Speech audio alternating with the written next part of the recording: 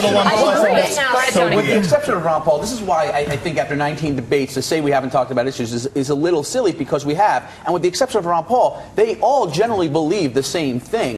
But the problem is the audience. Because Ron Paul is an unorthodox Republican candidate. Has anybody, after watching him in all of these debates, very facile with the facts, seems like it's sincere, you know, when he answers these questions, has anybody been moved toward Ron Paul? Yes. Definitely. Really? I like him. He's a great teacher. In some ways.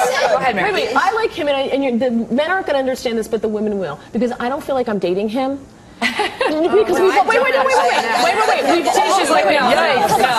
all dated that guy who will look you in the eye and tell you what you want to hear in order to get what he wants, and that's Romney and Gingrich. To get my vote, they're going to tell me what I want to hear. I will not do that. I never think of it that way. That's my favorite moment of the debate last night when he asked Wolf Blitzer asked Ron Paul what he would do if he was on the phone with Castro, and he said, "Well, I'd ask him why he called."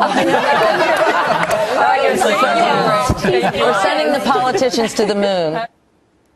Great job. Great job, panel. Thank you so much. And we're taking your emails on it at kelly@foxnews.com. I want to talk briefly about the debate. Jumped the shark. I want to talk about Ron Paul, though, first, because I think he had some of the best lines. Let's roll this sot. Roll Saunders. I'm willing to challenge any of these gentlemen up here to a 25-mile bike ride any time of the day in the heat of Texas. You know, there are laws against age discrimination, so if you push this too much, you better be careful. Well, I don't think we should go to the moon. I think we maybe should send some politicians up there at times. Imagine you're in the Oval Office. You speak to Raul Castro. What would you say to him?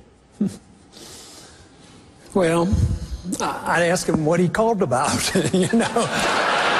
What was the purpose of his call? All right, okay, Kimberly, I got to say, Ron Paul, in my view, represents the viewer watching the debate in a bemused state. When he sees people arguing about stupid stuff, he just sits back and he laughs. He'd be tweeting about this if he could. Right.